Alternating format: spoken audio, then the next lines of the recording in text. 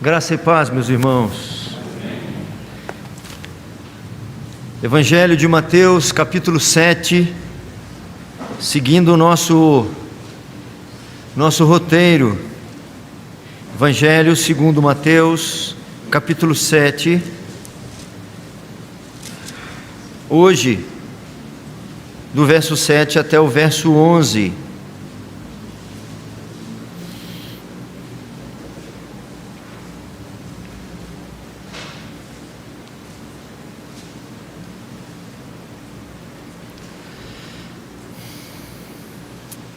Evangelho de Mateus, capítulo 7, do verso 7 ao 11.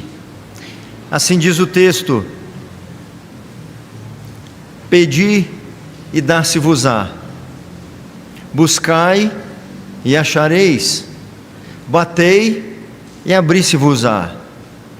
Pois todo o que pede, recebe, o que busca, encontra, e a quem bate, abrir-se-lhe-á. Ou qual dentre vós é o homem que, se porventura o filho lhe pedir pão, lhe dará pedra? Ou se lhe pedir um peixe, lhe dará uma cobra? Ora, se vós que sois maus, sabeis dar boas dádivas aos nossos filhos, quanto mais vosso Pai, que está nos céus, dará boas coisas aos que lhe pedirem. Oremos mais uma vez, meus irmãos. Senhor Deus, santo, majestoso, louvado seja o teu nome. Eis aqui uma porção da tua igreja que se reúne para lhe oferecer culto solene, culto comunitário, Senhor. Nós lemos porções da tua palavra, entoamos hinos de adoração e contrição e aguardamos, ó Pai, pela mediação de nosso Senhor Jesus Cristo, que seja gracioso conosco e fale também aos nossos corações. Instrua-nos nesta hora, Senhor, alimente nossas almas. Não permitas, ó Pai querido, que saiamos sem receber a porção que nossa alma carece, porque nossa alma tem fome e tem sede de Ti. É a oração que fazemos no nome santo e precioso de Cristo Jesus. Trago muitas lições aprendidas naquele poucos meses em que servi a nação brasileira através do Exército Brasileiro. Uma das lições que eu nunca me esqueci é que mesmo em meio a lutas, ou sobretudo em meio a lutas, em meio ao combate, para que houvesse um avanço, para que houvesse um progresso, eu deveria fazer algumas perguntas, ou se deve fazer algumas perguntas antes desse deslocamento. Numa batalha intensa, em que se pensa pouco, quem está ali trocando farpas com o adversário, precisa, segundo essa instrução, precisa ter paciência e fazer algumas perguntas antes de se mover. E a primeira pergunta é: para onde eu vou? Antes de sair de onde eu estou, eu preciso saber para onde eu vou. A segunda pergunta, que complementa a primeira, é: por onde eu vou? Preciso escolher o caminho mais seguro, o caminho mais protegido, o melhor caminho para eu me mover. Posso ser alvejado. Preciso responder a essa pergunta. A primeira é, então, para onde eu vou? A segunda é, por onde eu vou? A terceira pergunta é, como eu vou? Como eu vou? Vai depender da resposta à pergunta anterior. Se eu resolver ir por uma montanha, eu vou ter de escalá-la. Se eu escolher ir por uma ramagem baixa e curta, eu vou ter que ir rastejando. Se for um campo aberto, eu vou ter que ir correndo. E a terceira pergunta, tão importante quanto as anteriores, é: quando eu vou? Qual o melhor momento? Interessante que eu fiz isso muitas vezes na minha vida. Não essas mesmas perguntas, mas eu fiz perguntas antes de tomar decisões. A base dos bons planejamentos são feitos a partir de perguntas. Nós precisamos fazer perguntas. E quando lemos a Bíblia, precisamos fazer perguntas. Faz parte de uma boa técnica de interpretação fazer perguntas ao texto. E nesse texto, particularmente, veio à minha memória esse ensinamento que eu tive, essa experiência que eu tive, e eu fiz algumas perguntas para o texto. Nós já vimos que o capítulo 7,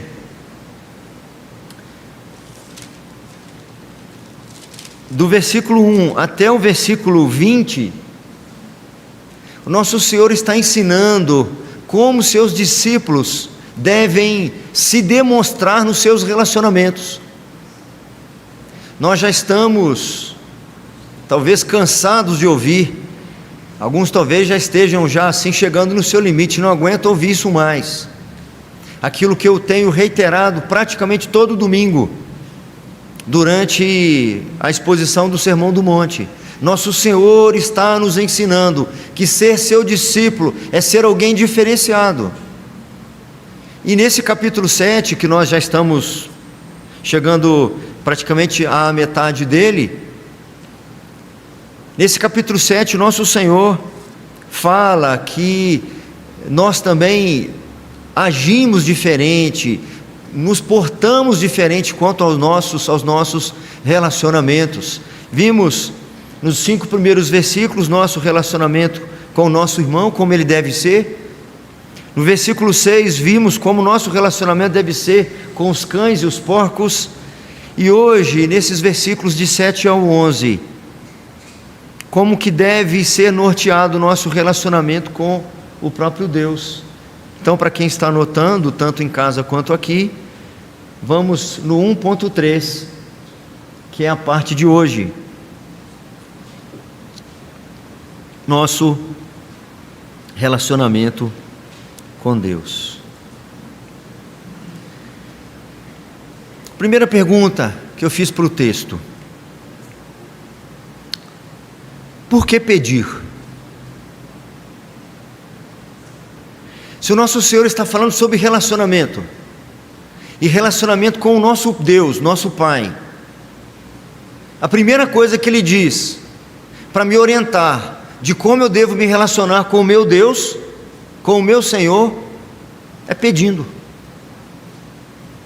Eu fiz essa pergunta: por que pedir? Será que não seria um relacionamento muito interesseiro? Será que não seria muita presunção? Não deveria primeiro agradecer? Não deveria fazer outra expressão de lisonjas, de elogios, de gratidão? Já começar pedindo? Por que nesse momento aqui, quando o Senhor fala de nosso relacionamento com o Senhor, Ele fala que os seus discípulos, os seguidores do reino, os integrantes do reino, precisam pedir?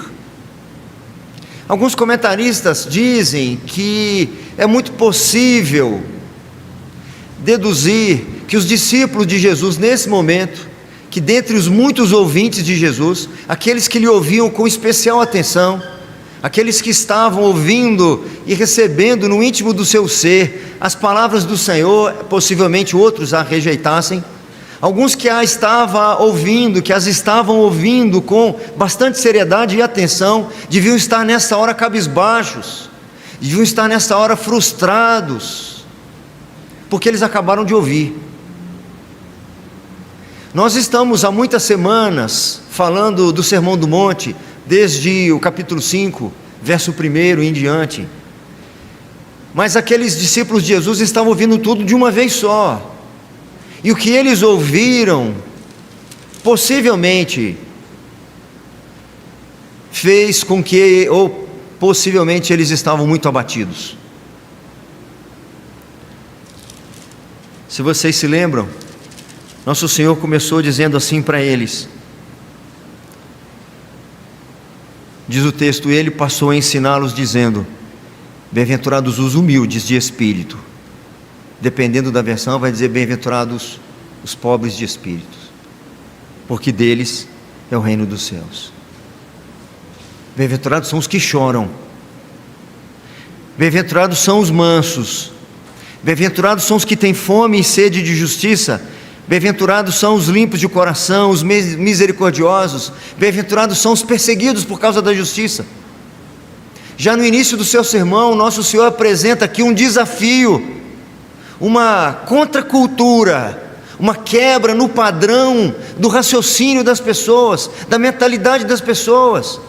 Todos eles naturalmente cresceram aprendendo que rir é muito melhor do que chorar, que ganhar é muito melhor do que perder, que bater é muito melhor do que apanhar. O nosso Senhor está vindo aqui, nos virando do avesso, transtornando o nosso mundo, porque a mensagem do Evangelho é uma mensagem que transtorna, é uma quebra de cultura, é uma verdadeira contracultura, é a contramão.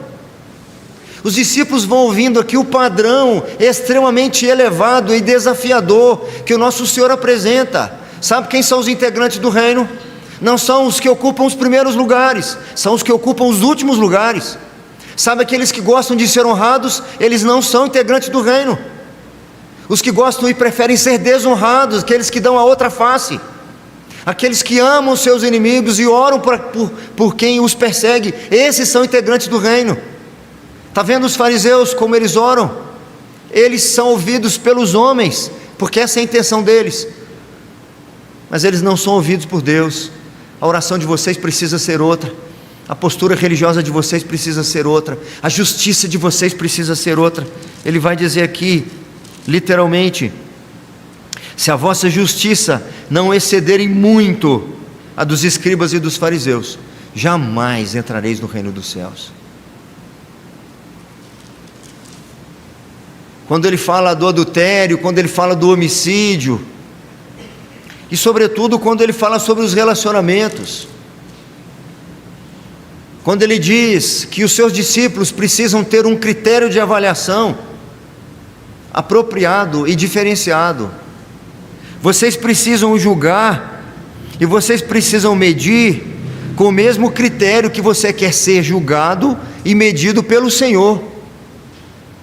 Você precisa de fato ajudar o seu irmão a retirar o argueiro naquele olho dele, o cisco no olho dele, mas primeiro você precisa tirar a trave do seu. Você precisa saber a quem você deve levar o Evangelho. Existirão pessoas que não merecem receber essas pérolas. É possível que nesse ponto do sermão alguns estivessem pensando: impossível, não dá para mim, Senhor, eu até queria, eu sinto desejoso, mas não consigo, não posso. Mas eu vou dizer para vocês que vocês precisam nortear o relacionamento de vocês com o Pai da seguinte maneira: pedi e dá-se-vos-á, buscai e achareis, batei e abri-se-vos-á.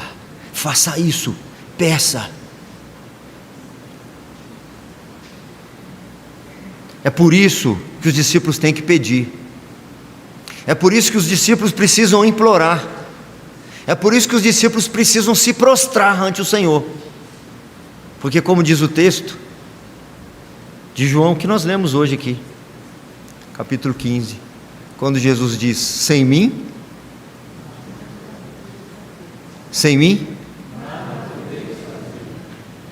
segunda pergunta,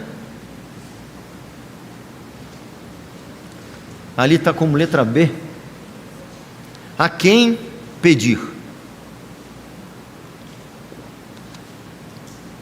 A resposta parece super óbvia no texto, mas carece de uma explicação. No versículo 11, se você tem, você poderia reler comigo, por favor, versículo 11. Ora, se vós que sois maus, sabeis dar boas dádivas aos vossos filhos, quanto mais vosso Pai que está nos céus dará boas coisas aos que pedem. No início do verso 7 está o imperativo, a ordem para pedir, e só lá no 11 ele está explicitando a quem pedir: vosso Pai que está nos céus. Ele repete a mesma sentença utilizada na oração modelo, ou na oração dominical, ou na oração do Pai Nosso. Os discípulos de Jesus, abatidos, frustrados talvez consigo mesmos, desafiados por uma palavra e um padrão tão elevado e desafiador, precisam sempre relembrar com quem se relaciona. É o nosso Pai que está nos céus. Nossa relação com Ele é uma relação filial, é de parentesco. Nós fomos inseridos na família do Senhor, e Ele faz alusão aqui à nossa própria família como uma comparação. Se nós observarmos o amor que temos pelos nossos filhos, a sensibilidade que nós temos em relação às suas necessidades, qual de nós não trocaria de lugar com o nosso filho numa enfermidade? Qual de nós não transplantaria o nosso coração para dar ao nosso filho caso ele precisasse de um transplante? Qual de nós não tiraria o pão da nossa boca para dar ao nosso filho como uma referência? Porque ainda que sejamos maus, nós sabemos dar boas dádivas aos nossos filhos, podemos mais ou menos avaliar que amor é esse, que relação é essa, a partir da nossa própria relação com os nossos filhos. Quem tem filho sabe. Todo mundo sabe como a gente fica abatido quando o filho está com febre, como os pais ficam vigilantes aquela noite que o filho está com febre, tem que ficar ferindo a temperatura de tempos em tempos, porque se elevar demais tem que tomar um banho, porque não pode tomar o remédio agora de novo. Quantas vigilâncias já fizemos e faremos sempre que necessário do lado da cama dos nossos filhos. É uma referência mínima para nós começarmos a entender que amor é esse do nosso Pai, porque Ele é nosso Pai. Calvino diz o seguinte: pois o que poderia Ele, Deus, deixar de dar agora aos filhos quando pedem, uma vez que já lhes garantiu exatamente isso, a saber, que podem ser seus filhos? Stott diz assim: não há dúvida de que as nossas orações são transformadas, nossas orações são melhoradas, nossas orações recebem um upgrade, uma melhora, um aperfeiçoamento, quando nos lembramos de que o Deus de quem nós nos aproximamos é aquele de quem Jesus diz aqui e dissera anteriormente na oração do Pai Nosso, é o Abba, Pai, que é infinitamente bom e gentil.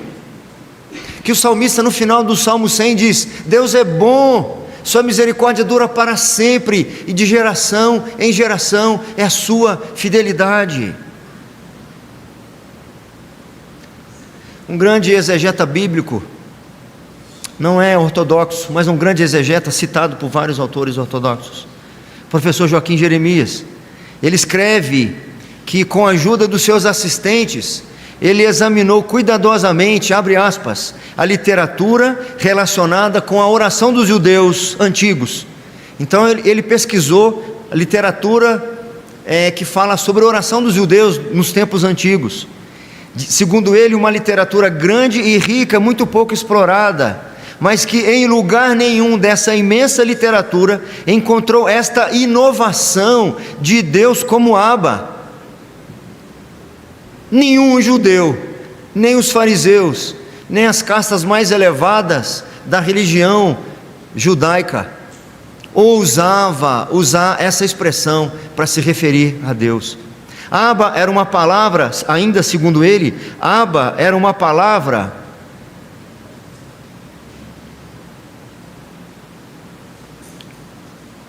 deixa eu achar aqui. Abba era uma palavra de uso diário, uma palavra conhecida em família. Nenhum judeu teria se atrevido a dirigir-se a Deus desta maneira. Jesus o fazia sempre.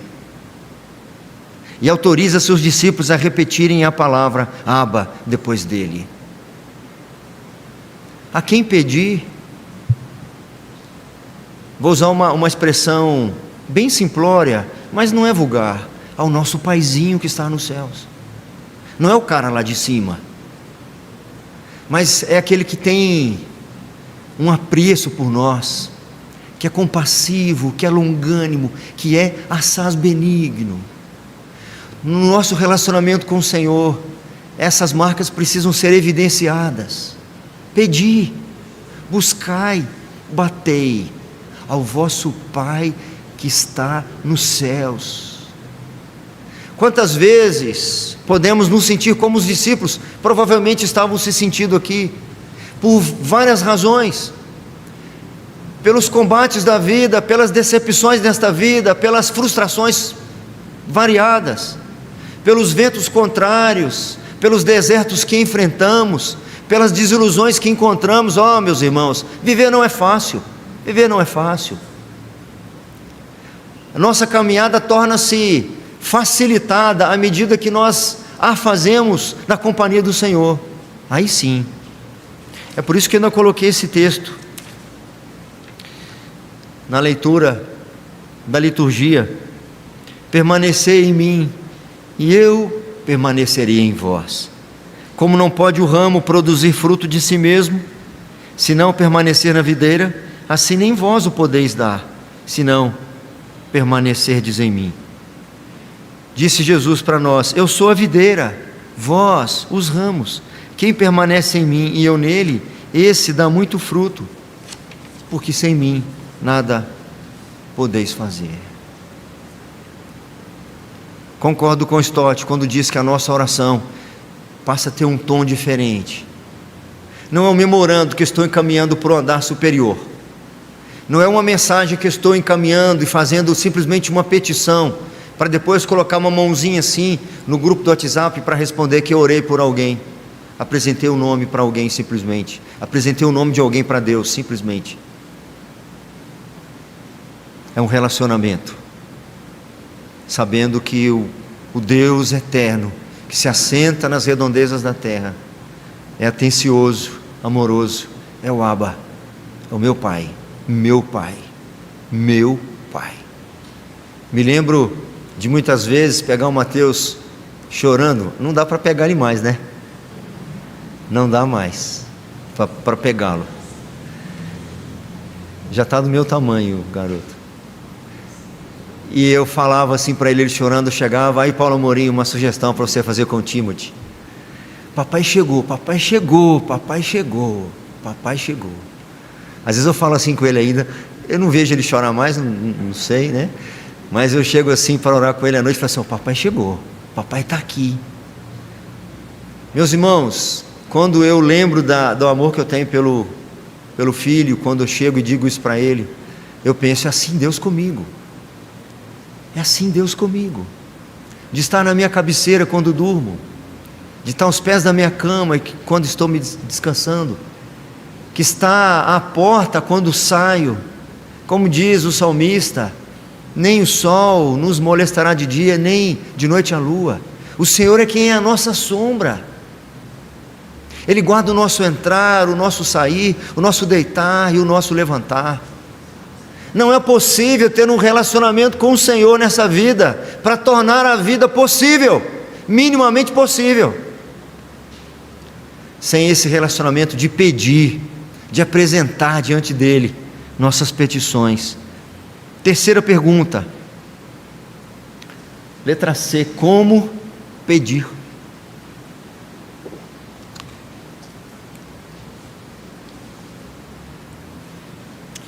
Não é apenas um recurso retórico, e nem simplesmente um recurso pedagógico. Nosso Senhor muitas vezes usa de repetições para chamar atenção para alguma coisa. Aqui é muito mais do que isso. Aqui há um aumento na gradação. Ele poderia, se quisesse, simplesmente usar um recurso para dar uma simples ênfase: pedir, pedir. Poderia dizer apenas assim, como ele dizia outras vezes: é verdade, é verdade. É verdade mesmo que eu vou dizer. Mas aqui é uma gradação. Stott diz o seguinte, que é mais ou menos como uma criança, que quando está a sua mãe à vista, ele pede, mas se ela não está à vista, ele vai buscar. E se ela está atrás de uma porta, então ele vai bater na porta. Então vai pedir, ele vai atrás buscar e ele vai bater na porta para abrir. Lutero dizia que as suas orações eram como canhões apontados às portas dos céus. Carson diz assim: como devemos nos aproximar de Deus? Como filhos do reino, temos de nos aproximar de Deus com persistência e confiança em sua bondade. Se os pais humanos, sendo maus, sabem dar boas dádivas aos seus filhos, quanto mais, muito mais, o vosso Pai Celeste. Insista, persista, não desista, porque o nosso Pai está nos ouvindo. O profeta Isaías faz uma declaração maravilhosa.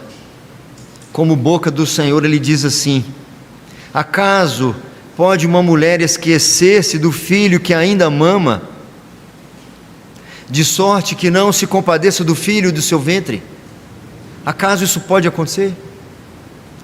Quem teve filho sabe que quando a criança começa a chorar, é um negócio que é tão interessante que, segundo os relatos da biologia, acelera a produção de leite. O choro da criança acelera. O organismo da mulher está preparado, se prepara a partir do choro da criança. E é um choro assim, talvez tira mais a tranquilidade do que o despertador na segunda-feira de manhã cedo. Ele vai aumentando o choro, e vai aumentando, e vai aumentando. Não adianta dizer: espera um pouco, mamãe já vai, espera, deixa a mamãe tirar o feijão do fogo. Não espera. O profeta diz: acaso pode uma mulher esquecer-se do filho que ainda mama, de sorte que não se compadeça do filho do seu ventre? Acaso isso pode acontecer? Mas, ainda que isso venha acontecer, mas ainda que esta viesse a esquecer-se dele, eu todavia não me esquecerei de ti. Meu relacionamento com o Senhor precisa ser acompanhado dessa confiança, dessa convicção de que o Senhor ouve as nossas preces, está com os ouvidos atentos ao nosso clamor.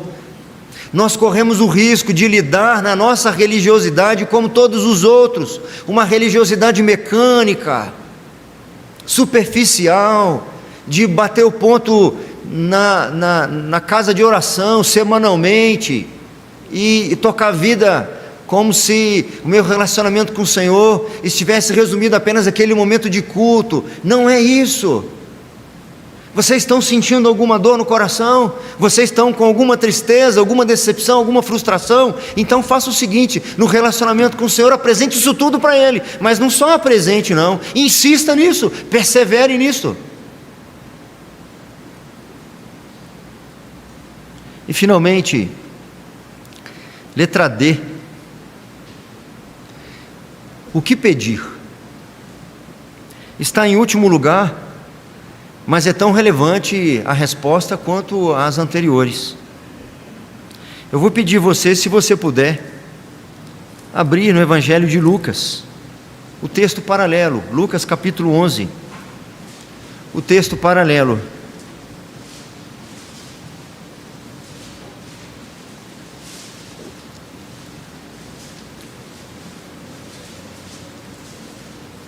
Será que o nosso Senhor, quando ensina aos seus discípulos ou ordena aos seus discípulos a pedirem, será que Ele está se referindo a qualquer coisa indistintamente? Será que algumas igrejas espalhadas por nosso país, que ensina que praticamente devemos encostar Deus na parede, encostar no canto, para que Ele ceda à nossa pressão, temos que colocar Deus à prova a tal ponto dele dizer sim e apenas sim? Será que eles estão corretos nisso? Ficou clara para nós que a natureza humana é má, ainda que o Senhor, pela sua graça comum, possa permitir aos homens maus serem pais piedosos, mas não deixaram de ser de ser maus. Não só os pais, mas a natureza dos filhos também. O filho pode pedir a pedra ou a serpente. E será que o pai deveria dar? O texto diz que se o filho pedir pão, o pai não vai responder dando uma pedra. Mas muitos filhos pedem uma pedra e o pai diz não. Muitos filhos pedem a faca para brincar. Muitos filhos pedem o escorpião, a serpente. E nós, como pais, já tivemos que dizer muitas vezes não para os nossos filhos, para o bem deles. Muitas vezes Deus vai dizer não para aquele relacionamento, não para aquela promoção, porque nos meus ouvidos eu estou pedindo a promoção, mas na realidade eu estou pedindo uma armadilha, porque talvez aquela promoção vai me afastar do Senhor. Nos meus ouvidos eu estou pedindo um relacionamento, para Deus me dar aquele relacionamento ou permitir aquele relacionamento, mas na realidade eu estou pedindo uma serpente. Desculpa aí o trocadilho, né? Mas às vezes aquele relacionamento será como um relacionamento com uma serpente. Alguns pedidos soam dessa forma diante do Senhor.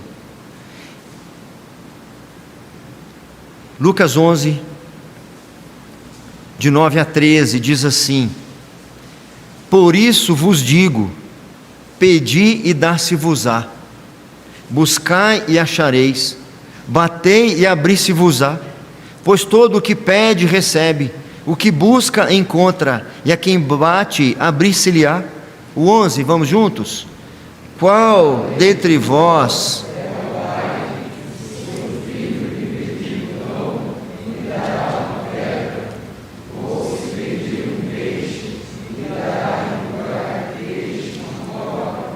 ou se lhe pedir um ovo, lhe dará um escorpião? O 13, ora,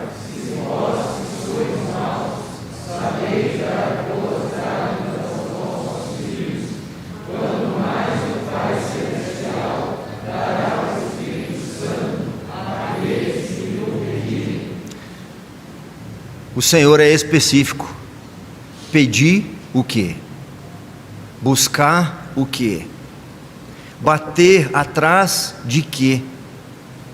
De porções generosas do Espírito,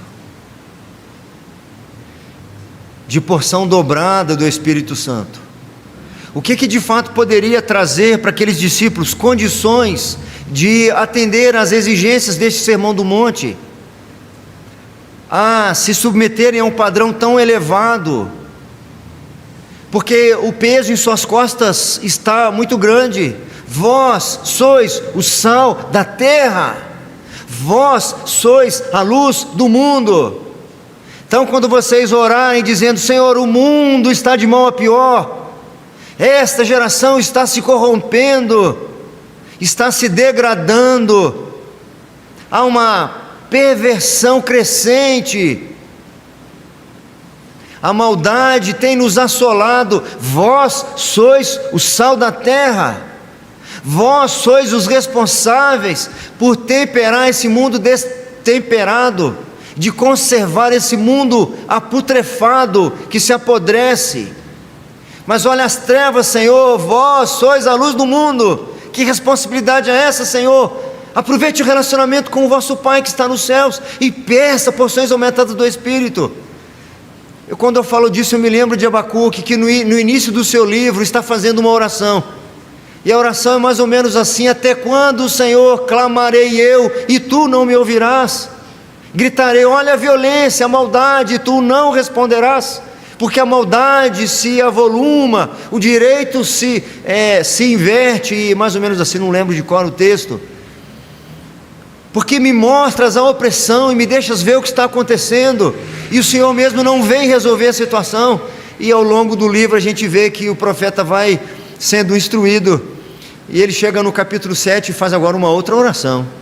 A oração que ele faz lá no capítulo 3 é assim: Senhor, aviva a tua obra no decurso dos anos e faze-a conhecida ao longo das gerações, porque o remédio, o antídoto para as trevas que nós habitamos é a tua obra. A solução para a crescente perversão que nós temos é a tua igreja, é o teu povo. E esse povo precisa estar abastecido, pleno. Quando eu falo de pleno, me lembro de Pedro, que negou Jesus para a serva lá do sumo sacerdote, e agora depois da sua conversão, lá em Atos, capítulo 13, 4, quando ele está diante, lá não mais da serva do sumo sacerdote, mas diante do próprio sumo sacerdote, do sinédrio, todas as autoridades judaicas, que lhes proíbe de falar o nome de Jesus Cristo. Diz o texto, a narrativa de Lucas é assim: e Pedro, cheio do Espírito Santo. Eles já receberam o Espírito Santo lá em Atos 2, quando da descida do Espírito Santo, mas agora Pedro pleno do Espírito Santo. Meus irmãos, esse é assunto nosso, é assunto de crente, é assunto de Bíblia, é assunto de crente reformado, de crente sério, de crente ortodoxo. Nós não podemos fazer a obra do Senhor, não podemos viver, não podemos nos portar como discípulos do Senhor vazios do Espírito e cheios de nós. Nós carecemos de porções aumentadas do Espírito. Elias, quando está para ser tomado, seu discípulo o acompanha, Eliseu, e o pedido que Eliseu faz é porção dobrada. Preciso de porção dobrada. E é isso que o Senhor está insistindo com seus discípulos. Ao se relacionar com o vosso Pai, peça a Ele do Espírito, porque quem pede, recebe. Busque diante dEle com insistência, porque quem busca, encontra. Bata na porta dos céus, porque quem busca ao Pai do céu, do Espírito Santo, abrir-se-lhe-á. Que o Senhor alcance-nos com porções aumentadas do seu Espírito, que sejamos homens e mulheres plenos do Espírito Santo, que sejamos sábios, controlados não por nós, mas pelo Espírito Santo. Material de ensino religioso que meu filho estudou no ano passado, que a Isabel está usando esse ano com as crianças aqui no projeto Educarte, tinha ali um trecho de uma canção mais ou menos antiga, né? Eu já não sei dizer o que é antigo, mais o que não é,